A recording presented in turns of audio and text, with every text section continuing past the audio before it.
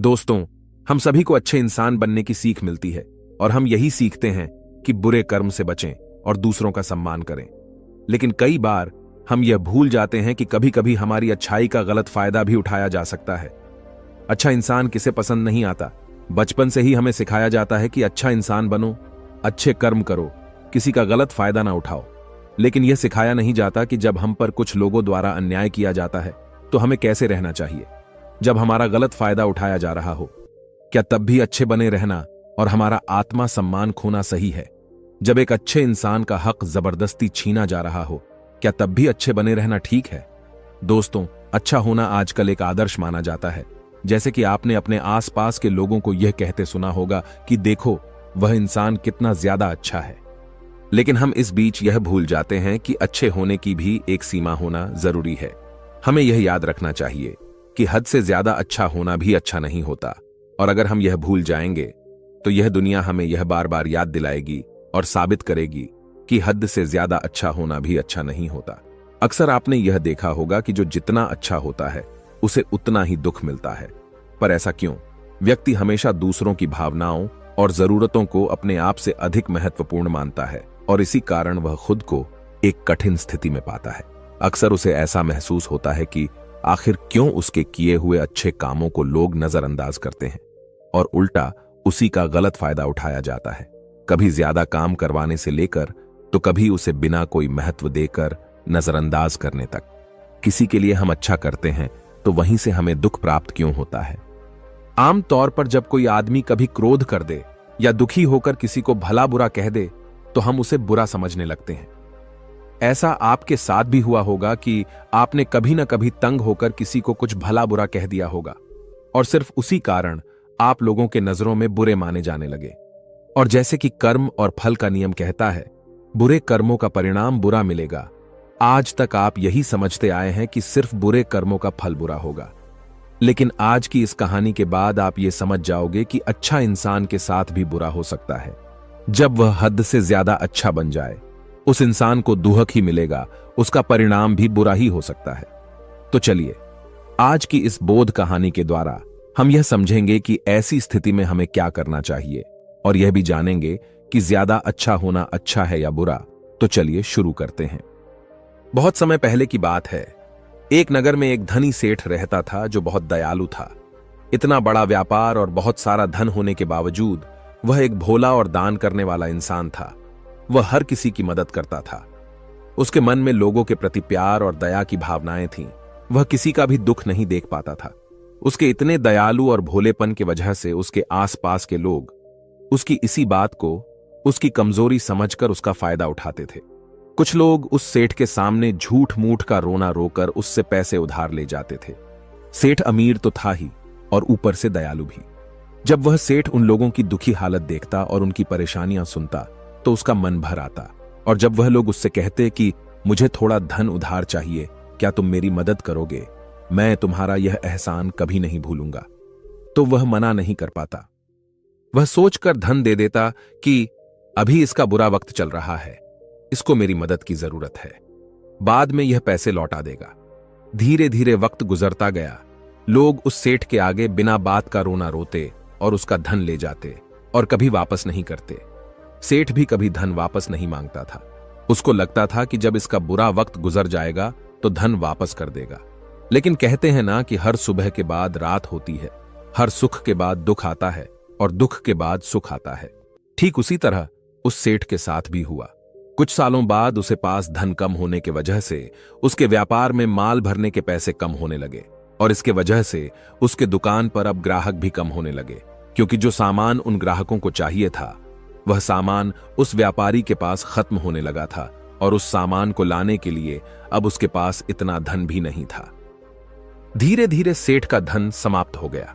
एक समय था जब वह सेठ अपने नगर के अमीर लोगों में आता था, पर आज उसके पास पैसे नहीं थे। ऊपर से ढेर सारा कर्ज उसे बाजार से लेना पड़ा। उसे समझ नहीं आ रहा था कि वह क्या करे। उसने महात्मा बुद्ध के बड़े चर्चे सुन रखे थे। उसे यह पता था कि उसके बहुत मित्रों ने उनके पास जाके अपने जीवन के लिए सही मार्गदर्शन लिए है और वह जो ज्ञान देते हैं वह काफी जिंदगियां सुधार चुका है। उसने निश्चय किया कि अब तथागत गौतम बुद्ध ही उनकी समस्या का हल बताएंगे। यही सोचकर वह अगले दिन गौतम बुद्ध से मिलने निकल पड़ता है। वहां जाकर बुद्ध को प्रणाम करते हैं। फिर सेठ गौतम बुद्ध से कहता है, मुझे मेरी समस्या का निवारण चाहिए। बुद्ध कहते हैं, पूछो, क्या पूछना है? फिर सेठ उन्हें सारी बातें बताता है कि कैसे वो लोगों की मदद करके अमीर से गरीब हो गया, कैसे उसने बस लोगों की बुरी हालत देखकर अपने व्यापार के पैसे उन्हें मदद करने के लिए दे दिए और आज वह खुद जरूरतमंद हो गया है। गौतम बुद्ध उसकी सारी बातें ध्यान से सुनते हैं और कहते हैं कि तुम बहुत ही ज्यादा सीधे और दयालु हो। जरूरत से ज्यादा सीधा होना भी हमारे लिए मुसीबत पैदा कर सकता है। आगे बुद्ध कहते हैं, तुम लोगों की मदद इसलिए करते थे ताकि वो मुसीबत से बाहर निकल सके, लेकिन लोगों ने इसका फायदा उठाया और तुम्हें ठगने का काम करते रहे। उस सेठ ने कहा, आप बिल्कुल सही कह रहे हैं। बुद्ध, मेरे दुखों का कारण मेरा ज्यादा सीधा होना, सरल होना और दयावान होना ही लग रहा है। लेकिन मैं अब क्या करूं? मुझे रास्ता बताइए। क्या मैं बुरा बन जाऊं, दया निकालकर फेंक दूं, निर्दयी हो जाऊं? क्या अच्छाई करने की कोई कीमत नहीं इस दुनिया में? क्या मदद करने से या किसी का भला करने से बस यही परिणाम मिलता है? बुद्ध कहते हैं, नहीं, तुम्हें यह सब नहीं करना है। कई बार तुमने देखा होगा कि जो व्यक्ति ज्यादा अच्छा होता है उसे उतना ही ज्यादा दुख मिलता है। इसका सीधा कारण है कि वह अपने अधिकारों को सामने वाले की इच्छाओं से कम दर्जा देता है और फिर उसे जब भी आपसी अनबन होती है तो उसे अधिक तकलीफ होती है। लेकिन उसी के विपरीत हमें हमेशा यह भी नहीं सोचना चाहिए कि हमारा अच्छाई और भला करना बेकार है या यह बस हमारी कमजोरी है। हमें अच्छाई से हाथ कभी नहीं छोड़ना चाहिए। हमें बस यह सीखना है कि कभी कभी हमें भी अपनी बात रखने का अधिकार है और हमें अपने अधिकारों की रक्षा करनी चाहिए। इसलिए हमें अच्छे इंसान बने रहने के साथ साथ अपने अधिकारों की रक्षा करना भी सीखना होगा। अगर हमें गलत तरीके से नुकसान हो रहा है, कोई हमारा गलत फायदा उठा रहा है, तो हमें उसका सामना करने के लिए सही तरीके से खड़े होना जरूरी है। यही एक सच्चे और अच्छे इंसान की पहचान और शख्सियत होती है। वह आदमी कहता है, बुद्ध, मुझे थोड़ा थोड़ा समझ आ रहा है, लेकिन अभी भी मैं पूरी तरह नहीं समझा। इस पर बुद्ध कहते हैं, चलो मैं तुम्हें एक कहानी सुनाता हूं, उसके बाद तुम्हें समझ आ जाएगा कि तुम्हें क्या करना है और क्या नहीं करना है। बहुत समय पहले की बात है, एक जंगल में एक भेड़ रहती थी। उस भेड़ ने एक मेमने को जन्म दिया। वह मेमना बहुत ही सुंदर था। उसके शरीर पर बहुत ही चमकदार घने बाल थे। वह बहुत ही सुंदर लगता था। भेड़ भी अपने मेमने से बहुत प्रेम करती थी और उसका बहुत अच्छे से देखभाल भी करती थी। भेड़ अपने बेटे को अच्छी अच्छी बातें सिखाती, उसे अच्छे संस्कार देती। उस भेड़ की इच्छा थी कि उसका बेटा बड़ा होकर खूब नाम रोशन करे, लेकिन भेड़ के ज्यादा लाड प्यार के कारण मेमना बिगड़ता जा रहा था। उसकी मां उसे अच्छी शिक्षा देती थी, उसे अच्छे से रखती थी, दिन रात उसका पूरा ख्याल रखती थी। लेकिन मेमना दिन प्रतिदिन शैतान और जिद्दी होता चला गया। वह अपनी मां की किसी भी बात को ध्यान से नहीं सुनता और ना ही किसी बात पर ध्यान देता। उसे हर पल ऐसा ही लगता कि मेरी मां मेरा इतना ख्याल रखती है और इसी कारण वह खुद की जिम्मेदारी नहीं लेता था, यह सोचकर कि उसकी मां उसे किसी भी संकट से निकाल लेगी। वह धीरे धीरे गैर जिम्मेदार होता जा रहा था और अब उस भेड़ का लाड और प्यार उसी के मेमने के अच्छे और जिम्मेदार बनने में रुकावट बन गई थी। फिर एक दिन वह मेमन घूमता घूमता पास के जंगल में जा पहुंचा। वह मेमन पहले बार जंगल में गया था। उसे पहले बार जंगल में जाने का मौका मिला था। वह जंगल की सुंदरता को देखकर चकित रह गया। उसने कभी इतनी सुंदर चीज नहीं देखी थी। इतनी सुंदर पौधे, रंग बिरंगे फूलों को देखकर बहुत ही प्रशंसा हुई। उसे यह सब देखकर बहुत अच्छा लगा। फिर उसने झाड़ियों के कुछ पत्तियां खाईं। जैसे ही उसने पेट भरने के लिए पेड़ों की पत्तियां खाईं, उसको वह पत्तियां बहुत ही स्वादिष्ट लगे। अब तो वह मेमना रोज जंगल में जाने लगा और वहां जाकर पेड़ पौधों को नुकसान पहुंचा रहा था। उसने उनकी पत्तियां तोड़ी, उनके फूलों को नोचा, फूलों को खाया और कुछ को तोड़कर जमीन पर डाल दिया। उस मेमने को इस बात की बिल्कुल भी परवाह नहीं थी कि वह क्या कर रहा है। उसको इस बात का पता ही नहीं था कि जंगल में कोई खतरा भी है। वह तो मस्त मौला होकर जंगल में उछल कूद कर रहा था और पौधों को खूब से नुकसान पहुंचा रहा था। लेकिन जब उस मैने की मां को, यानी उस भेड़ को, इस बारे में पता चला कि मेमना हर रोज जंगल जाता है, तो वह घबरा गई और मेमने को अपने पास बुलाकर समझाने लगी कि तुम जंगल में मत जाओ, वहां पर बहुत सारे खुखाकर जानवर हैं तुम्हारे ऊपर हमला कर देंगे, तुम्हें खा जाएंगे। लेकिन मां की बात का उस पर कोई असर नहीं हुआ, बल्कि वह मेमना अपने माता से कहने लगा कि मां, जो भी मेरे सामने आएगा वह मुझसे जमकर मार खाएगा, फिर वह बहुत पछताएगा। इसके बाद मेमना फिर से जंगल की तरफ भाग गया। उसे अपनी माता की कही बातें झूठी लगने लगी। हर रोज की तरह उस दिन भी वह उछल कूद करने लगा और पेड़ पौधों की पत्तियां तोड़ने लगा। कभी फूलों को तोड़ता, कभी पेड़ों को खूब नुकसान पहुंचाता। लेकिन उस दिन उस जंगल में एक शेर पहुंचा। वह शेर बहुत ही ताकतवर था, लेकिन ताकतवर होने के साथ वह दयालु भी था। उस शेर का मानना था कि कमजोर प्राणियों को नुकसान पहुंचाना ठीक नहीं है। शक्तिशाली होने का मतलब यह नहीं है कि मैं किसी कमजोर प्राणी पर शक्ति का प्रयोग करूं। वह शेर उस जंगल में घूमने लगा। घूमते घूमते है वहां पर पहुंचा जहां पर वह नासमझ मेमना शैतानी कर रहा था। शेर ने उस मेमने को देखकर आश्चर्य में पड़ गया। शेर ने सोचा कि इस मेमने को किसी खुखार जानवर का डर क्यों नहीं है। ये कैसे पेड़ पौधों की पत्तियां बिना काम के ही नोच रहा है। यह इनको खत्म कर रहा है और उन पत्तियों को खा कम बल्कि बिगाड़ ज्यादा रहा है। उसके बाद वह शेर कुछ देर तक चुपचाप खड़ा होकर उसको देखा रहा। और शेर सोचता है कि मेमना कुछ ही देर में मुझे देखकर यहां से भाग जाएगा और उसके डर के भाग जाने से मुझे बल का प्रयोग नहीं करना पड़ेगा। लेकिन ऐसा नहीं हुआ। शेर बहुत देर तक खड़ा रहा और वहीं इंतजार करने लगा कि मेमना यहां से कब जाएगा। लेकिन मेमना तो भोजन करने में व्यस्त था। उसे शेर का कोई ख्याल नहीं था। मजे से पेड़ पौधे की पत्तियां नोच रहा था, उन्हें खा रहा था, सब कुछ बेकार कर रहा था। जब शेर ने देखा कि मेमना उसे देखने के बाद भी वहां से नहीं जा रहा, तो खुद वह मेमने के पास जाता है और वहां जाकर बोला, सुनो बच्चे, इस जंगल में फूल पत्तियों को नुकसान पहुंचा रहे हो। उन्हें जितना जरूरी है तुम्हारे भोजन के लिए, बस उतने ही तोड़ो। तुम बहुत फूल पत्तियां यूं ही नष्ट कर रहे हो। अगर तुम इन पेड़ पौधों को, इन फूल पत्तियां को नुकसान पहुंचाओगे तो तुम अच्छे बच्चे कैसे बनोगे? अच्छे बच्चे कभी भी इस तरह जंगल में आकर पेड़ पौधों को नुकसान नहीं पहुंचाने लगते हैं। तुम्हारी मां ने तुम्हें अच्छा बच्चा नहीं बनाया। शेर की बातें सुनकर वो घमंड से बोलता है, तुम्हें अच्छे बच्चे बने रहना है, तुम बने रहो। मैं तो जैसा हूं वैसा ही ठीक हूं। मैं वैसे ही रहूंगा जैसे मुझे रहना है। शेर हैरान हो जाता है, लेकिन फिर शेर उसे मेमने को बच्चा समझकर माफ कर देता है, क्योंकि शेर नहीं चाहता था उसे बच्चे पर हमला करना पड़े। तुम खतरनाक तो कहीं से नजर नहीं आते, चले जाओ, यहां से बड़े आए खतरनाक। तुम मेरा दिमाग ज्यादा खराब मत करो, चले जाओ, यहां से अपना रास्ता नाप लो और मुझे इन फूल पत्तियों को खाने दो। यह कहकर वह घमंडी मेमना पत्तियां खाता हुआ आगे चला गया और शेर उसे बस हैरानी से देखता रह गया। तभी वहां पास में ही झाड़ियों के पीछे एक लोमड़ी छुपी हुई थी। वह लोमड़ी शेर और मेमने की सारी बातें सुन रही थी। उस लोमड़ी को शेर राजा की इस तरह बेइज्जती बर्दाश्त नहीं हुई, तो वहां से झाड़ियों से निकलकर शेर के पास आ पहुंची और शेर के पास आकर बोली, क्षमा कीजिएगा महाराज, आप तो इस जंगल के महाराज हैं, इतने बलशाली हैं।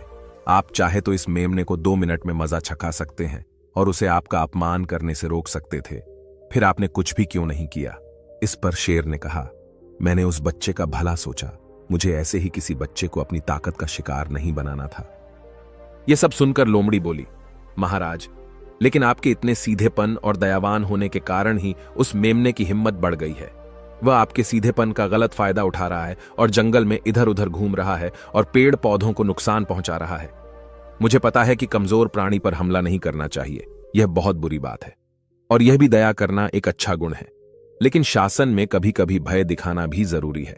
आपकी यह बात सही है कि प्रजा के साथ दयालुता का व्यवहार करना चाहिए, लेकिन इसके साथ साथ यह भी जरूरी है कि उनके मन में राजा के प्रति डर भी हो, ताकि वह इस तरह के अपराध ना करें, कोई मर्यादा ना तोड़े। लोमड़ी की बात सुनकर जंगल का राजा शेर लोमड़ी से कहता है, क्या ऐसा हो सकता है कि मेमने को भय दिखाकर हम उसे काबू में कर सकें, जिससे कि उसमें सुधार आए और उस मेमने को किसी तरह का नुकसान भी ना पहुंचे, जिससे कि वह जंगल के पेड़ पौधों को कोई नुकसान ना पहुंचाए? फिर शेर कहता है, लोमड़ी, क्या तुम ऐसा कर सकती हो? शेर के बात सुनकर लोमड़ी कहती है, जी हां महाराज, बिल्कुल, मैं ऐसा कर सकती हूं कि वह डर भी जाए, सुधर भी जाए और उसे कोई नुकसान भी ना हो। उसे इतना डरा दूंगी कि वह जंगल में कभी दोबारा घुसने की हिम्मत नहीं करेगा। मैं उसे इस तरह डराऊंगी कि उसके मन में भय बैठ जाएगा। फिर वह जंगल के पेड़ पौधों को भी नुकसान नहीं पहुंचाएगा और साथ ही साथ मैं उस मेमने को कोई भी नुकसान नहीं पहुंचने दूंगी। फिर लोमड़ी कहती है कि उसकी मां तो उसे कभी सुधार नहीं पाई, लेकिन मैं उसे जरूर सुधार दूंगी। लोमड़ी की बातें सुनकर शेर ने बोला, अच्छा ठीक है, तुम कोशिश करके देखो। अगर तुम्हें इसमें सफलता मिल जाती है तो मैं तुम्हें जंगल के सभी जानवरों के सामने इनाम दूंगा। शेर की बातें सुनकर लोमड़ी बहुत खुश हुई। वह तुरंत मेमने के पास गई और उस मेमने पर गरज पड़ी। इससे पहले कि वह मेमना वहां से भाग पाता, उससे पहले ही लोमड़ी ने मेमने को जमीन पर पटक दिया और उसे अपने मजबूत पंजों से दबोच लिया। मेमने को दबोचने के बाद लोमड़ी मेमने से बोली कि बोल, तुझे मार दिया जाए या छोड़ दिया जाए। तुमने इस जंगल के पेड़ पौधे, यहाँ के फूल और कमजोर प्राणियों के साथ भी तो यही किया है। मेरे ख्याल में मार ही देना चाहिए। लोमड़ी की बातें सुनकर मेमना डर के मारे थर थर कांपने लगा। फिर वह लोमड़ी से बोलने लगा, मुझे माफ कर दो, मुझे छोड़ दो, मुझे यहां से जाने दो। मैं कभी भी जंगल की तरफ नहीं आऊंगा, ना ही कभी पेड़ पौधों को कोई नुकसान पहुंचाऊंगा, और अब मैं कभी कोई गलती नहीं करूंगा। तब लोमड़ी ने मेमने की पकड़ ढीली की। जैसे ही मेमने की पकड़ ढीली हुई, वह जोर जोर से भागने लगा। वह गिरता उठाता भागता हुआ अपनी मां के पास जा पहुंचा। उधर लोमड़ी शेर के पास गई और सर झुकाकर बोली, देखा महाराज, ताकत के साथ दिमाग का प्रयोग करना भी बहुत जरूरी होता है। तभी लोग हमारा सम्मान करते हैं, तभी हमारी अच्छाई का गलत फायदा नहीं उठाया जाएगा। लोमड़ी की बात सुनकर शेर लोमड़ी की योग्यता से प्रभावित हुआ। उसने लोमड़ी को सारे जानवरों के सामने इनाम दिया। उधर वह मेमना घबराए हुए अपनी मां के पास पहुंचा और अपनी मां से आकर लिपट गया और मां से क्षमा मांगने लगा। मां, मुझे क्षमा कर दो, मैंने आपकी बात कभी नहीं मानी। आप मुझे हमेशा सही कहती थी कि जंगल में बहुत खतरनाक जानवर रहते हैं। आज के बाद मैं कभी भी उसे जंगल में नहीं जाऊंगा।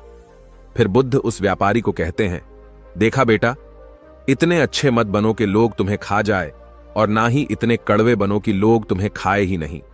जरूरत से ज्यादा अच्छा बनना इंसान को दुख देगा। लोग उसका सम्मान नहीं करेंगे, बल्कि उसे पागल समझेंगे।